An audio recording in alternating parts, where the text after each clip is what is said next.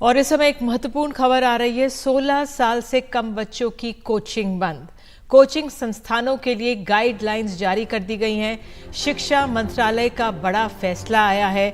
आइए सीधे चलते हैं अपने सहयोगी परिमल कुमार के पास। परिमल, जरा बताइए क्यों ये फैसला लिया गया है। हाल में हमने देखा था कितने सुसाइड्स भी हो रहे थे और लगातार ये आंकड़े बढ़े भी हैं। क्या ये कारण हो सकता है? देखिए, सबसे बड़ी वजह यही है कि सुसाइड के जो मामले इस बीच में हमने देखे कि बहुत ज्यादा तादाद में हो रहे थे और अलग अलग जगहों से खबरें आ रही थी।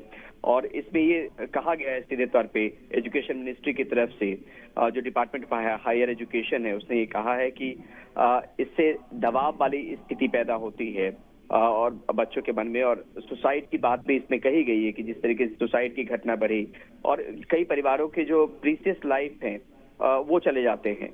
साथ में इसमें यह भी कहा गया है कि फायर इंसिडेंसेस और बाकी चीजें भी देखी गई है कोचिंग संस्थानों में। तो एक guideline for regulation coaching centre की जरूरत थी और इसी वजह से ये गाइडलाइन जो है वो बनाई गई है।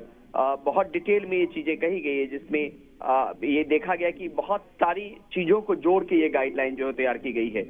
ये कॉपी तमाम जो प्रिंसिपल सेक्रेटरी है स्टेट्स के, यूटीज के, उनको भेजा गया है। होम एमएचए जो है उसको भी इसमें मार्क किया गया है और साथ में इस गाइडलाइन को लेकर एक विस्तृत रिपोर्ट जो है, करीब 14 पन्नों की रिपोर्ट में ये चीजें दी गई है। लेकिन जो सबसे अहम बात है, जो आपने भी कही कि सुसाइड की जो घटना बढ़ रही थी उसके बाद इसकी जरूरत पड़ी और लगा कि इस तरीके की गाइडलाइन आनी चाहिए, जिसके बाद ये गाइडलाइन एजुकेशन मिनिस्ट्री ने जारी की है। बिल्कुल, बहुत बहुत धन्यवाद परिमल इस जानकारी के लिए। तो जो कोचिंग संस्थान है वहाँ पर 16 साल से कम बच्चों की कोचिंग बंद हो गई है।